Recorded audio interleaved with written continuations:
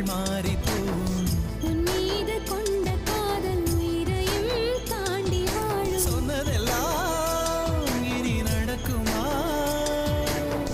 நடக்கும் நடக்கும் நான் கூட சொல்கிறேன்.